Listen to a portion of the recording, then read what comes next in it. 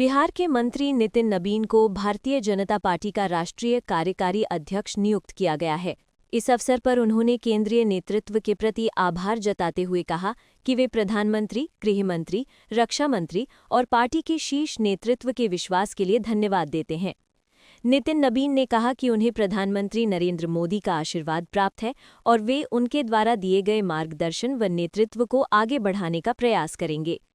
इस नियुक्ति पर प्रधानमंत्री नरेंद्र मोदी, गृह मंत्री अमित शाह, रक्षा मंत्री राजनाथ सिंह और पार्टी अध्यक्ष जेपी नड्डा समेत कई वरिष्ठ नेताओं ने उन्हें बधाई दी। पार्टी के भीतर इसे संगठनात्मक मजबूती की दिशा में एक अहम कदम माना जा रहा है। बस केंद्रीय नेतृत्व माननीय प्रधानमंत्री जी, माननीय राष्ट्रीय अध्यक्ष जी, सबको बहुत बहुत अभिनंदन। उनके माननीय गृह मंत्री जी, माननीय रक्षा मंत्री जी, अमित शाह जी, माननीय राजनाथ जी, सबको मैं विशेष रूप से आभार व्यक्त करता हूं केंद्रीय नेतृत्व का, जिन्होंने मुझे ये मौका दिया। प्रधानमंत्री ने भी ट्वीट किया है, क्या कहेंगे? नितिन नबीन जी, प्रधानमंत्री ने भी ट्वीट किया है। प्रधानमंत्री जी के आशीर्वाद है और मैं प्रधानमंत्री जी के जो उनका मार्गदर्शन रहा है, जो नेतृत्व रहा है, उसको और आगे बढ़ाएंगे। भाजपा सांसद और प्रवक्ता संबित पात्रा ने रामलीला मैदान में हुई कांग्रेस की रैली को लेकर कड़ा बयान दिया। उन्होंने आरोप लगाया कि राहुल गांधी, प्रियंका गांधी वाड्रा और कांग्रेस पार्टी ने घुसपैठिया बचाओ रैली के नाम पर चुनाव आयोग के खिलाफ आपत्तिजनक भाषा का इस्तेमाल किया और भारत की चुनावी व्यवस्था को बदनाम करने की कोशिश की।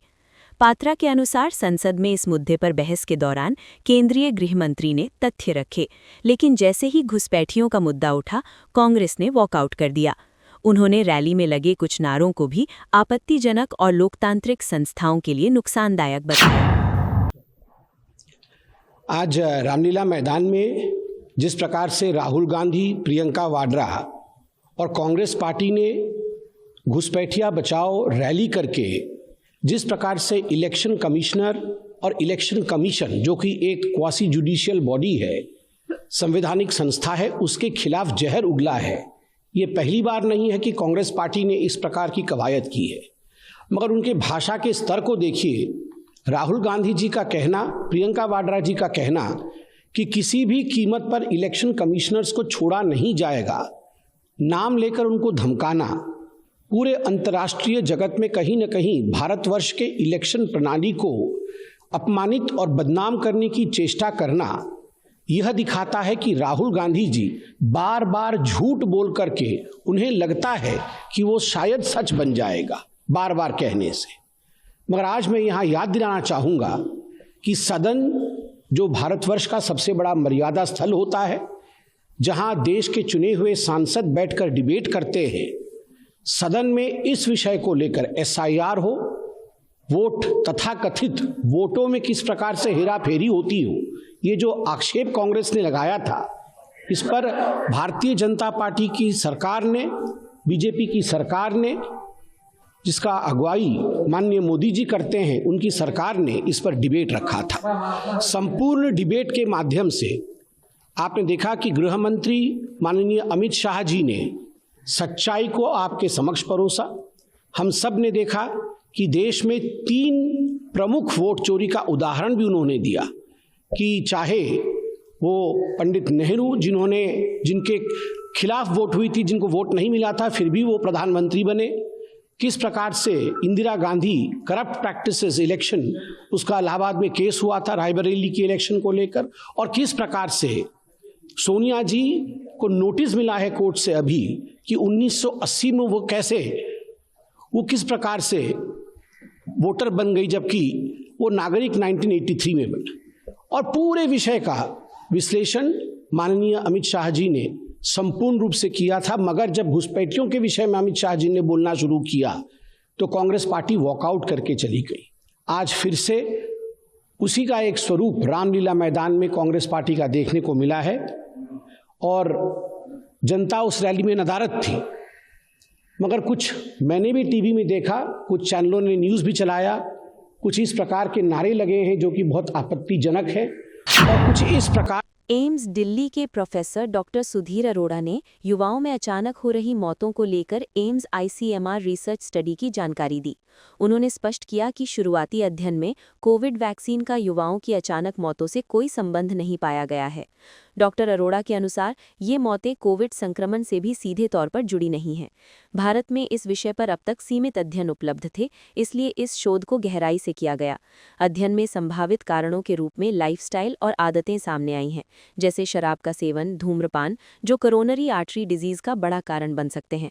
उन्होंने युवाओं के लिए लाइफस्टाइल मॉडिफिकेशन को बेहद जरूरी बताया। इसमें ये पता चला गया कि यंग डेथ जो हो रहा है हार्ट अटैक से हो रहा है। जो बहुत सारे यंग डेथ में तो MI जो कोरोनरी आर्टरी डिजीज हम बोलते हैं उसके इंसिडेंस एक्चुअली ज़्यादा है। इंडिया में डॉक्यूमेंट नहीं है, जो हमारा इनिशियल पेपर में डॉक्यूमेंट हो चुका है। हार्ट अटैक के क्या कारण है? जो हार्ट अटैक तो हो ही रहा है, मतलब हार्ट अटैक किस कारण से हो रहा है? हार्ट अटैक ये है कि ये जो हार्ट को ब्लड सप्लाई जो देते हैं, कोरोनरी आर्टरीज हम बोलते हैं, तो हार्ट को जो न्यूट्रिशन जो होता है ये वेजल ब्लॉक हो जाता है। तो ये ब्लॉक होने से हार्ट फंक्शन जो नॉर्मल फंक्शन वो स्टॉप हो जाता है। जब स्टॉप हो जाएगा तो सडन डेथ का कारण इसके लिए हो सकता है। Do you see any link with COVID vaccine? The question has been raised. हमने इसका डिटेल क्वेश्चनर स्टडी शुरू करने के पहले हमने ये लिया गया है, बट हमारा इनिशियल स्टडी में ये पता चला है कि ऐसा कुछ रोल नहीं है covid vaccine and complication leading to sudden death, specially in young adults. जो फैमिली रिपोर्ट है हम उसमें देखते हैं तो कैटेगराइज्ड है, कुछ एज ग्रुप जैसे 19 to 45, 34-35% उनकी डेथ है। तो उसमें ऐसा क्या कारण है? क्योंकि जो तरह से जो पुरानी बीमारियां जो कही जाती हैं तो ज़्यादातर बुजुर्ग लोगों में होती है, तो यंग डेथ के क्या कारण आप मानते हैं? इसने हमने इसके लिए किया गया था कि हमें सबको पता है अराउंड द वर्ल्ड जो ओल्डर पेशेंट में जो डेथ होता है ये हार्ट अटैक से ही होता है। दैट इज़ एवरीबडी नोस और क्लिनिशियंस और बहुत सारे स्टडीज़ है। यंग में क्यों डेथ हो रहा है वो स्टडी इतना नहीं है, वेस्टर्न में है स्टडी, इंडिया में कुछ खास स्टडी है ही नहीं।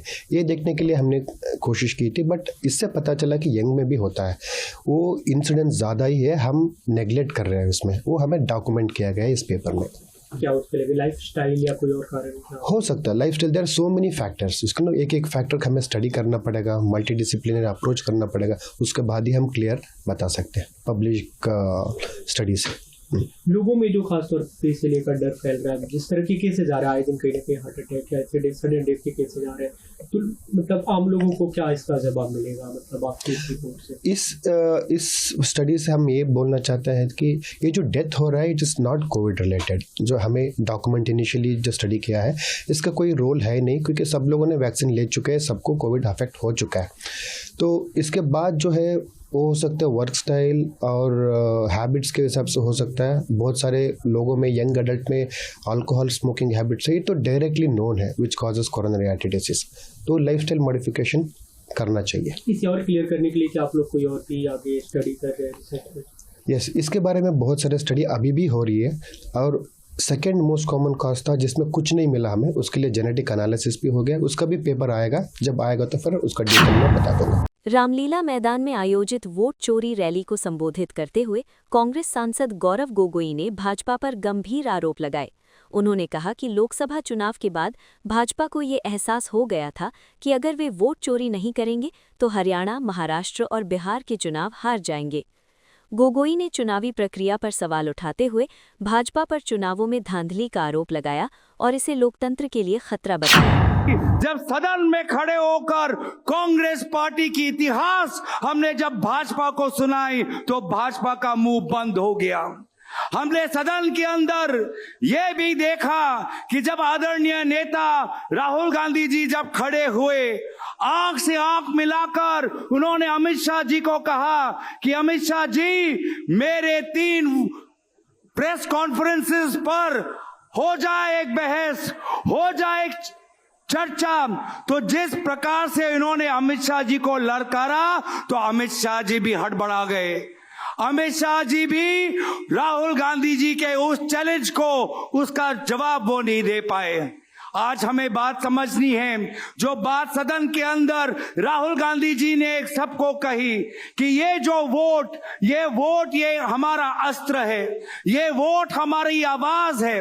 अगर जब किसान, जब वो अपना मजदूरी को लेकर, अपने किसान को लेकर, हमारे जो खाद्य जो आज बहुत पैसों में खरीदना पड़ रहा है, जब उसके साथ ये बेवफाई होती है तो वो अपनी आवाज कैसे उठाता है?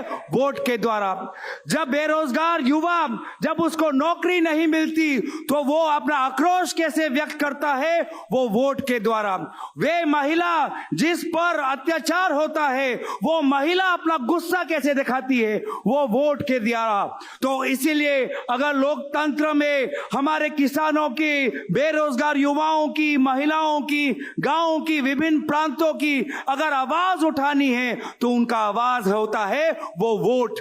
और इसीलिए ये भाजपा ये समझती थी कि पिछले लोकसभा चुनाव में उनके 400 पार सीट आएंगे। जब देखा कि 400 पार उनका सपना विफल हो गया, लोग उनके खिलाफ हैं, तो उन्होंने ये वोट चोरी शुरू की। वोट चोरी इसलिए शुरू की क्योंकि उनको पता था कि लोकसभा के बाद वो हरियाणा हारने वाले हैं, हरियाणा के बाद वो महाराष्ट्र हारने वाले हैं, हरियाणा महाराष्ट्र के बाद वो बिहार हारेंगे, और बिहार हारने के बाद उनकी केंद्र सरकार चली जाएगी। और सिर्फ जब देखा कि हरियाणा हारेंगे, महाराष्ट्र हारेंगे, बिहार हारेंगे, तो उन्होंने वोट चोरी शुरू की। वोट जो हमारा लिस्ट है वो फर्जी वोटर लिस्ट निकालने की शुरुआत की। इलेक्शन के बीच 10,000 रुपए फैलाने की बात की, और केंद्र निर्वाचन आयोग, chief election commissioner Amit Shah ji के एकदम खास ज्ञानेश कुमार जी को चीफ इलेक्शन कमिश्नर के कुर्सी पर बैठाया, और ताकि कोई भी उन पर कानूनी कार्रवाई ना हो। कांग्रेस अध्यक्ष मल्लिकार्जुन खड़गे ने वोट चोरी रैली में भावुक भाषण दिया। उन्होंने बताया कि उनके बेटे का 8 घंटे का बड़ा ऑपरेशन हुआ था और परिवार ने उनसे आने को कहा था, लेकिन उन्होंने देश और लोकतंत्र की लड़ाई को प्राथमिकता दी। खड़गे ने कहा, जब संसद चल रही है और वोट चोरी के खिलाफ इतनी बड़ी लड़ाई चल रही है तो मैं पीछे कैसे हट सकता हूं। उन्होंने इंदिरा गांधी, राजीव गांधी के बलिदान और सोनिया गांधी के त्याग का उल्लेख करते हुए राहुल गांधी की भारत जोड़ो यात्रा का भी जिक्र किया। खड़गे ने कहा, एक बेटे के लिए 140 करोड़ लोगों को नहीं छोड़ सकता और अन्याय के खिलाफ संघर्ष जारी रखने का आह्वान किया। मेरा बेटे का 8 घंटे का ऑपरेशन था परसों। तब मैंने सोचा, अरे 8 घंटे का ऑपरेशन है। मेरी पत्नी मुझे फोन की, मेरी बेटी डॉक्टर है, उसने किया, घर के 3-4 लोग फोन किए कि ये बड़ा ऑपरेशन है, आपको आना चाहिए। तो मैंने उनको बोला ठीक है ठीक है। फिर आखिरी में सोचा, अरे इस देश के लिए बॉर्डर पे जाके ये जवान मरता है अपने मातृभूमि के लिए, और देश के हित में इंदिरा गांधी जी कुर्बान दी, राजीव गांधी जी कुर्बान दिए, और सोनिया गांधी जी सब कुछ त्याग की, और मैं अपने बेटे के लिए जाऊं और ये पार्लियामेंट छोड़ के, और यहाँ पर जो वोट चोरी का इतना बड़ा जो जुलूस है या बहुत बड़ी लड़ाई है, इस लड़ाई के छोड़ को मैं नहीं जाऊंगा। जैसा कि सरहद पे जवान लड़ता है, जैसा कि हमारे सोनिया गांधी जी लड़े हैं, जैसा कि हमारे राहुल गांधी पैदल चल रहे हैं। अरे मेरा एक बेटा को अगर कुछ भी हुआ ठीक है, लेकिन देश के 140 करोड़ लोगों को बचाना है, इसलिए मैं रहूंगा। इसीलिए मैं यहाँ पर आज हाजिर हूं, और लड़ाई में हमेशा पीछे नहीं हटना। अगर आप पीछे हटेंगे तो मर गए, डरो मत। लोकसभा में नेता प्रतिपक्ष और कांग्रेस सांसद राहुल गांधी ने आरएसएस प्रमुख मोहन भागवत के कथित बयान को लेकर तीखी प्रतिक्रिया दी। राहुल गांधी ने कहा कि गांधी जी और दुनिया के हर धर्म में सत्य को सर्वोपरि माना गया है, लेकिन मोहन भागवत का बयान विश्व सत्य को नहीं शक्ति को देखता है, आरएसएस की विचारधारा को दर्शाता है। उन्होंने आरोप लगाया कि आरएसएस की सोच में सत्य नहीं सत्ता सबसे महत्वपूर्ण है। राहुल गांधी ने कहा, हम सत्य के साथ खड़े होकर नरेंद्र मोदी, अमित शाह और आरएसएस की सरकार को सत्ता से हटाएंगे। उन्होंने दावा किया कि सत्य के बल पर ही राजनीतिक लड़ाई लड़ी जाएगी और अंततः जीत भी सत्य की होगी। गाड़ी में आ रहा था तो गाड़ी में मुझे बताया कि अंडमान निकोबार में मोहन भागवत ने एक बयान दिया। मेरा भाषण का प्लान दूसरा था, मगर जब मैंने उनका बयान सुना तो मैंने अपना पूरा प्लान बदल दिया, भाषण का प्लान। गांधी जी कहते थे कि सत्य सबसे जरूरी चीज है। हमारे धर्म में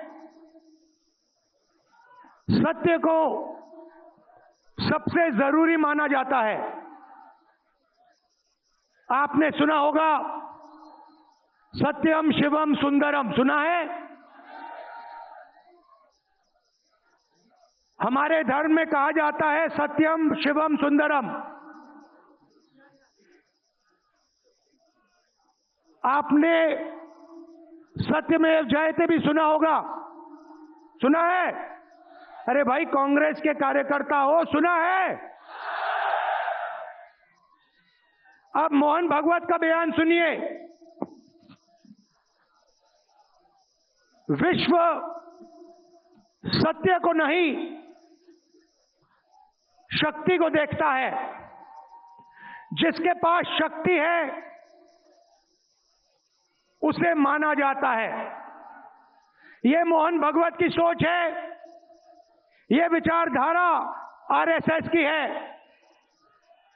हमारी विचारधारा, हिंदुस्तान की विचारधारा, हिंदू धर्म की विचारधारा, दुनिया के हर धर्म की विचारधारा कहती है कि सत्य सबसे जरूरी है। मोहन भागवत कहता है सत्य का कोई मतलब नहीं है, सत्ता जरूरी है। इस बात की लड़ाई हो रही है हिंदुस्तान में। भाई और बहनों, सत्य और असत्य के बीच में लड़ाई हो रही है और मैं आपको इस स्टेज से गारंटी देके कहता हूं, आप देखना, हम सत्य को लेकर, सत्य के पीछे खड़े होकर नरेंद्र मोदी और अमित शाह को, आरएसएस की सरकार को हिंदुस्तान से हटाएंगे। आपको यह वीडियो पसंद आया हो तो इसे लाइक करें, हमारे चैनल को सब्सक्राइब करें।